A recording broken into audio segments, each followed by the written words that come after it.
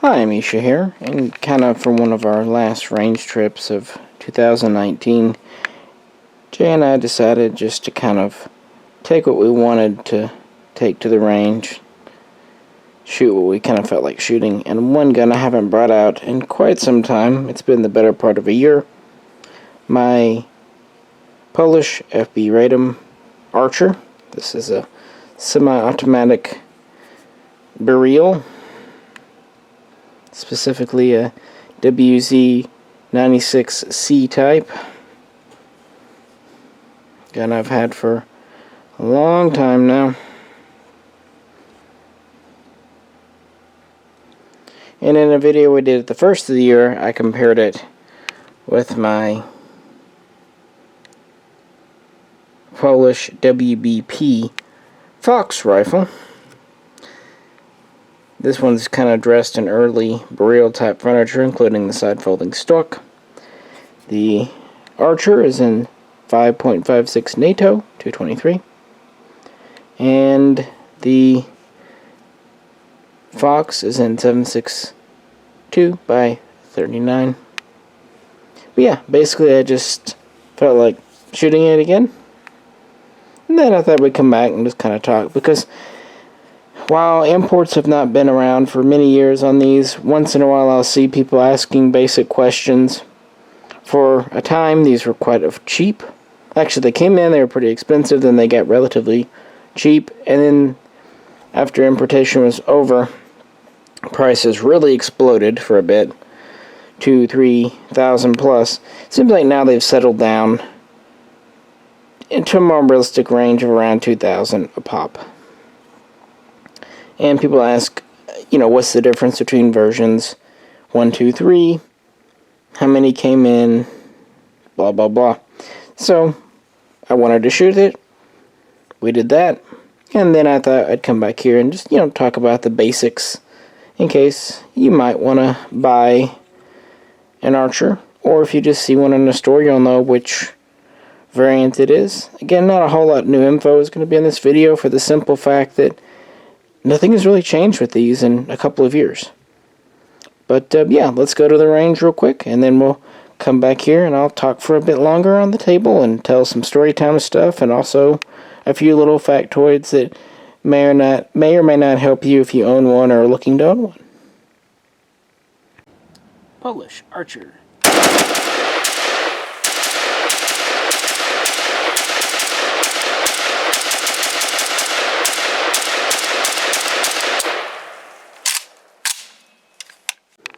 Both of these rifles have been 100% reliable. I've had this Archer. I've had an Archer. I bought a version 2, Gen 2, back in, I think it was late 2012, maybe it was early 2013. Well, when the Gen 3s came out, I traded that one off and then picked up one of those, and I'm sure glad I did. The differences are purely cosmetics. I don't feel like if you have a Gen 2, the 3 is a better shooter. It's just, the cosmetics can matter, especially on this type of a gun. So yeah, I've had 2 of these that I personally owned, many more through the store. And I've had them for well over 6 years. The Fox, and the main reason I brought this Fox out was just to show you the furniture. I've had since before they came out. This was a kind of a pre-release sample demo that I bought. It's also been 100% reliable. These have kind of a, they're mostly an AKM, but they do have the mounts for a Beryl type rail built in. Well, so that's kind of nice. They're also made in Poland. Yeah. So the Beryl itself has gone through several updates from the WZ A, B, C, and so on. This was the original pattern of stock. It's a side folder, tube stock type, based on the kind of the Swiss pattern in a way. or Galil, but it has a hinge more like a Swiss, kind of a combo of a Galil and Swiss, but it's very small stock. It's very small tube, quite light. Also has a relatively short length of pull. It was replaced by this stock, which I've extended out after experiences in the early 21st century by the Polish military. They went to a collapsing, non-folding stock with 4 positions, kind of a AR-15 style, but this isn't an AR-15 stock. It has a much more squared off tube here, much thinner. Radom did offer a folding variant to the military, but they didn't really feel like they needed it. So it has a longer length of pull. It also has a thicker butt plate. So this is the modern stock. You can see the scope rail. There are at least 4 major variants of this rail. The earliest versions were not Picatinny, they were Weaver, but later ones are Picatinny.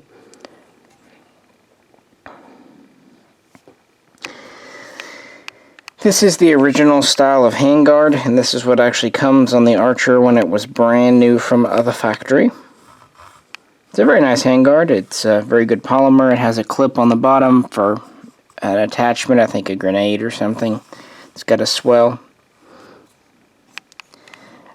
I have on this the modern FB-Radom quad rail handguard set, which is made of metal. Even though it's 2-piece, it does lock together, it does screw together. Very secure. Even the top pick rail is inletted, so you can still use your iron sights, as is the scope rail. The original Beryls had standard controls, selector, mag release, but then soon they would introduce an enlarged mag catch, and also they'd add this little shelf to the safety to make it easier to use.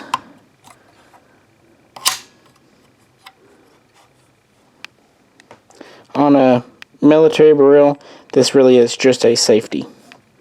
Safe fire. It does not do the fire mode selection.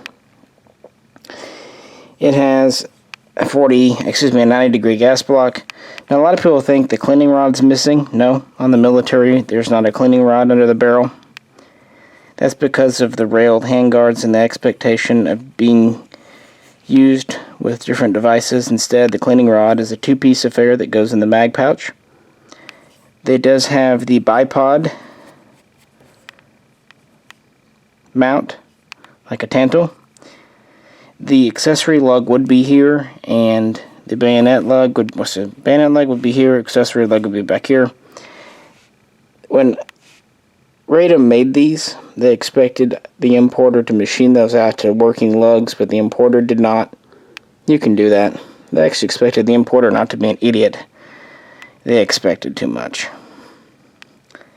This is the standard Beryl muzzle brake. It also has a cut in the middle for a snap ring for a grenade. The barrel length is 18 inches. And it has a 1-in-9 twist. This is a cold hammer forged chrome lined barrel. These feed from Beryl type mags, which are essentially AK-74 updated for the 5.56 cartridge. And the original pattern was black, looks very similar to a tantal mag. And then the later pattern is this translucent green. Even though these do not have metal reinforcements, and that's for the military as well, it's just polymer, they are very durable mags. They definitely don't break at any greater rate than anything else. Really, the whole thing about metal reinforcements is a bit of a American obsession more than anything else. So, a recent question that was asked online was which stock to get. For collecting purposes, the side folder today's, they're hard to get. So if you find them, pick one up for sure. But for shooting purposes, the newer stock is much better. The main problem for an American shooter with the folder it has a short length of pull. I mean, it is short. I mean, yeah. It does fold and unfold very easily, as you see. And has a relatively narrow, although not incredibly so, butt plate. The newer stock, longer length of pull, easy adjustments so you can set it. It sits very tight. It's not wiggly wobbly.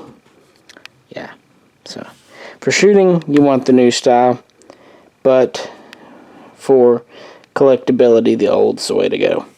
Now here's the original pattern of pistol grip used by the Beryl.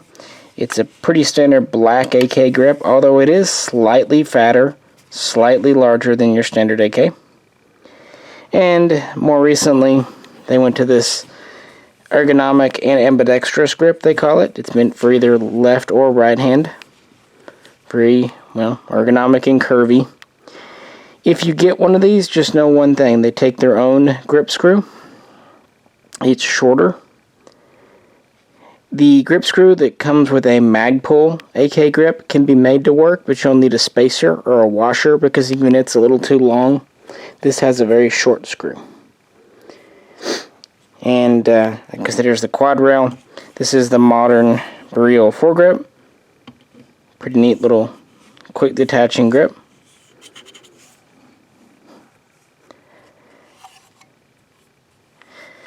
And I have an EOTech 552 on this that I've had for years. This, at least for a time, was the standard issue optic that the Polish military was rolling with.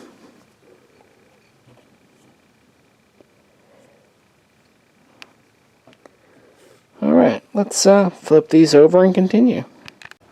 Archer.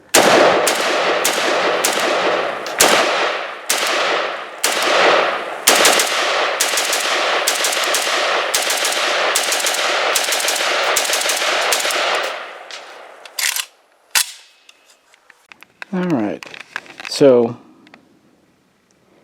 back in 2013, 2014, IO Incorporated, yes, that IO, imported 700 of these. Now that I come to think of it, I think they were actually released in late 2012. I know that there are 2012 training dates, but as I remind people with imports, there's usually a lag period of several weeks to several months, even up to a year, because it takes a lot of time to get guns over. Anyway, you get the idea. 700, give or take, were imported. And the best I can determine, the split is roughly like this. The first 250 are Gen 1. The next 300 are Gen 2. And the last 150 are Gen 3. Very rough, guys. Don't at me if you have a, serial number 228 that's a Gen 2, or if you have a Gen 3 that's serial number 512. I'm just giving you very rough notions. From that, you can deduce that Gen 2 is slightly more common. Gen 3 is the least common. So what do we mean with generations on these guys? Well, the original version of the Archer looked a little different. Mostly up here in the barrel. Now this is an authentic, true WZ96 barrel. Like I said, it's 18 inches, thin profile. This is not threaded on, it's actually pinned onto the barrel. Short little combination grenade launcher muzzle brake device. And you have the space between your front sight and it. Well, on the Gen 1s, the front sight base is pushed back a bit closer to the gas block, and the barrel was 16.25 inches, and it had more of a tantal style, removable, screwed on muzzle device. So basically, the first Archers had a tantal-esque front end. Also, the Gen 1s did not come from IO with the scope mount included. turns out years later we learn Radom was usually shipping them with the scope mount, but IO was pulling them off and trying to sell them separately to make more money. The first ones also did not have either collapsing or folding stock. They had a US-made black plastic stock. Any stock will fit on these. They take a standard AKM AK-74 stock, as do pistol grips. On the other hand, Gen 1s did usually come with two mags, and a sling, and kind of a generic cleaning kit, kind of East German style in a pouch. They also were marketed around $1,400, and again, that did not include the scope mount. So that did not last for very long. The Gentoos came out, and like I said, my first one was a Gen 2. They were the first to introduce the correct profile barrel, just like this. And yes, IO did pin on this muzzle device, but fun fact, they actually, on some of them, pinned it on upside down. Yeah, right side up. See this little flat on the bottom? Hopefully. That's for your bayonet to clear. That should be on the bottom. Some of them they pinned flipping upside down. Yeah, and some of them they didn't actually fully pin either. They just stuck them on. Mine is, I don't think any of them were actually straight up pinned from the factory. I need to actually drill mine, but whatever they stuck them on with, some stick better than others. These do seem to be original Polish devices. The only difference is they're not internally threaded for the sound suppressor or blank fire device. But like I said, they do have the ring for the grenade. I put on the actual spring ring, but it came with the cutout for it, so why not? So that was a big difference between Gen 1 and 2, and it's actually a true difference because it gave it much better accuracy potential. For one thing, you have 2 inches more barrel. For another thing, you have a fixed-on muzzle brake versus a screwed-on one. Anytime you have a screwed-on brake, it can potentially throw off accuracy a small bit. And of course, with the longer barrel, you have a little bit more dwell time, which is always good for reliability, especially with lighter loaded ammo. I'm not going to talk much about accuracy, because I can't. That's more Jay's forte. I will say that we have noticed over the years, this is a 1 in 9 twist, but it prefers 55 grain more than 62 grain. It'll shoot 62, but it just tends to prefer lighter ammo. And if you'd like to get that mythical 1 MOA, which these are capable of on the outside of their envelope, although realistically they're more like 1.5 to 1.7 MOA with decent ammo. But if you find the ammo it really likes, yeah, you can sneak up on 1 MOA. You won't cross it. This is not a sub MOA gun, no matter what you do. With deals you bargain with the devil over. But yeah, it is very accurate, but it is a combat gun. Just keep that in mind.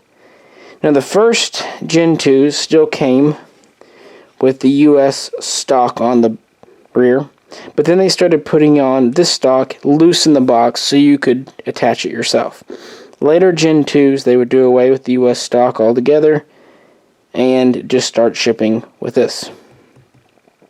It's at this time they quit shipping these with original Beryl mags. First they only started shipping them with 1 Beryl mag, and then instead they started shipping them with cheesy Pro mags, which, okay, Tabcos look a little funky, but they usually work. Those Pro mags are junk. You can see Military Arms Channel literally had one break on camera. I had one break literally 5 minutes after I took it out of the box, brand new. I tried to put it in the gun. The gun had a tight mag well. It really just, it snapped the mag. Yeah, putting the mag in literally broke it. So that was mostly what we saw. But the Gen 3s came out late at the end of importation. And they look identical to a Gen 2 with 2 changes, both of which are cosmetic. The first, you'll see there are 3 rivets in the rear trunnion. dot. In the military gun, this is done to reinforce the rear in case launching rifle grenades. For civilian guns, Radom correctly understands, the third rivet is not necessary, so they didn't include it on the Gen 1 and Gen 2. However, the trunnion back here actually had the hole for it all the whole time, so you can put one in. Even if you look at the commercial versions sold over in Europe, they usually just have the 2 rivet. Well, because FB-Radom actually cares about what the American market wants and was listening, even if IO wasn't, later in production they put the third rivet in, because why not? It cost them maybe 10 cents more and took an extra 5 minutes at most to do, not even that probably. So that's a big difference. You get a third rivet rear trunnion, which is theoretically stronger. But the big and easy to identify part of a Gen 3 is this here. Remember how I said that the device on the other side was purely a safety? That is because, like with the Tantal, the Beryl had its fire mode selector on the left side. This is also why there's no scope rail here and why we went to the Beryl style. You had single shot, 3-round burst, full auto. Now the early Beryls had a Tantal style selector over here, but later ones would get this 2-arm style for better ergonomics. Now, in the Gen 3s, this is purely, and I do mean purely, cosmetic. You see it actually rotates, it moves, it has divots, it even has the selector markings. But it's connected to nothing, it's just an empty shaft inside. But it's purely cosmetic and just awesome. This is one of those things that this kind of a little touch is what people will pay a gunsmith. I mean, considering if they had to drill it in and then do the markings, they'd pay a gunsmith $200-300 to do this. And the fact that Radom just started doing it for us without even really being asked is just cool.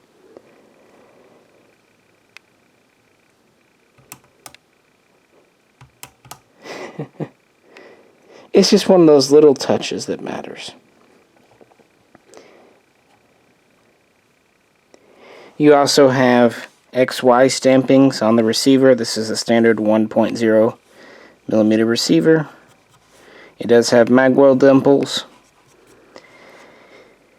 Very nice receiver. Has mostly a phosphated finish. Kind of like with Tantals before. The Beryls had a mix. Some parts were kind of painted, some were phosphated. So if you get a Archer and it has a mix of parts, that's okay. That's probably how it honestly shipped. These guns had very few problems, and nearly every single one of them was IO's fault. For one, their website had very poor information. They said that they had a 16-inch barrel. Even when they went to 18, they never changed it. They claimed they had a 1 in 10 twist rate, which they never did. It was always 1 in 9. They never advertised when they went to the newer versions. Kind of, more value. And they wondered why they weren't selling. They also didn't do a fantastic job. These came in as single stack magwells, which most imports do, including this here Fox. And most companies simply put a jig over it and cut the magwell out. Well, IO did such a hasty job, the magwell sides are often kind of wavy and have burrs, meaning they're overly tight. So pretty much every Archer I've ever had come through, I'll just take a file and just gently smooth out the sides of the magwell. And then just touch it up with a little bit of paint. Just, just taking a little extra time. So, that's the biggest complaint that back in the day when these were commonly available was the overly tight magwell. Meaning mags could be a little difficult until you took care of it. But IO just did not have good luck selling them. Part of it was their marketing was not good. Another part was the price was too high. They did lower the price. First to $1,200, then they started including the scope rail. When I bought this, you could get a Gen 3 retail for $1,000 with the rail. Dealer cost was more like $900. And then when they were just blowing out their last ones, they got as low as $800. I kid you not. And even then, they weren't just flying off the shelves. The problem with this gun was always the importer. They just didn't know what they had. They didn't care what they had. If someone else had brought them in, this would have been a fantastic gun. But also, to be fair, it was a little early. Back then, 2013, 14, 15, the concept of a .223 caliber, 5.56 caliber AK was a little and Vepers and Segas were still coming in. Arsenal was still selling a lot of guns, including their own .223s. If this had come in a couple of years after, it would have done better. .223 AKs are more popular today. I'm not going to say they're just immensely popular, but they are more popular today than they used to be. And for a .223 5.56 AK, you really cannot do better than the Beryl or the Archer, its semi-auto version. That's because this was made by FB-Radom for its military. This was not a commercial export, at least primarily offering. The Polish military ended up purchasing between 80 and 100,000 of these, including the mini Beryl. So this was meant for their own defense, and they built this gun from the ground up. Yes, it's based on the Tantal, but it was still designed from the beginning for this cartridge. It wasn't a quick, hasty retrofit. It uses high-quality mags, and they've also updated the design to keep it as modern as possible. I've often said in other videos, this is about as updated as the AK is going to get before it kind of stops being the AK. Like, look at the Galil Ace. It has an AK operating system, but it's so different, I would hesitate to call it an AK. It's evolved so much. This is still very identifiable as an AK, but they've done what they could do. Modernized handguards, ergonomic furniture, a very cool scope rail system, and yes, these POPC rail setups, you just flip them off with this throw lever. They do return to zero, at least what I call combat zero. You can take them off for cleaning, put them back on. You don't have to really worry about zeroing your optic. I mean, maybe if you do it 50 times, you might want to do it after that, but I mean, routine use, you're good to go. The guns are accurate, they're reliable. FB-Radom's machine quality is outstanding. They hold up very well. They're excellent shooters. I definitely encourage anyone who's into AKs, Polish stuff, or just cool .223s to get one. However, the prices of $3,000 and up were crazy. To me, myself, and I, this is only personal opinion, take it as you will. I would say the most I would pay for a Gen 1, $1,600 or $1,700. And the only reason I say that is because if you get a Gen 1, most people will honestly want a Gen 2 or 3. Now, for a Gen 2, I'd pay $2,000, especially if it came with some mags and stuff. There's not that many in the country, and who knows when and if more might come in. And if they do, they will probably be around that same price point. For a Gen 3, maybe I'd pay a little more, because if you had a gunsmith install the rib in the selector, you'd spend at least a couple of $100. Personal opinion, all these accessories are cool. You can still get them if you have an Archer. I highly recommend Arms of America. That's where I picked up this rail set, including foregrip, several mags from them. They still bring over new condition mags. I got the pistol grip from them, and they have buttstocks. They have several different types of rails. Yeah, if you're looking for Polish parts, they've got a good line for the FB, and they also carry the WBP. And believe it or not, that was not a paid endorsement, although maybe they should pay me. But no, really, I've been a happy customer of theirs for many years, and I can't think of many people that have had a bad experience with those guys. Their customer support's great, and if they give you a hard time when you call in, tell them that I said they'd cut them a deal. Nah, they're good people. And like I said, they're bringing over brand new guns from WBP, including a pistol version. And they do bring over parts from FB-Radom. As of right now, that's all we're getting. will rifles come in? They can. They're not prohibited. They're not banned. But there are economic and logistic concerns at work as well. Anyway, we usually do an update every year on the Archer. It's kind of become a tradition. This one's a month or so early, but again, I wanted to take this rifle out, and I figured some people might want to see them. Again, why not? For more info, you can check out our older videos. They're in the playlist. We cover the history and development of this gun. We also talk about this gun. We even have an interview with the owners of WBP, if you'd like to check that out. Anyway, guys, appreciate you tuning in. If you could, like, share, and subscribe. Please feel free to comment. And if you'd like to help support the channel, please check out the link to our Patreon page. This is Misha, and also on the behalf of Jay, we will both catch you very soon next time.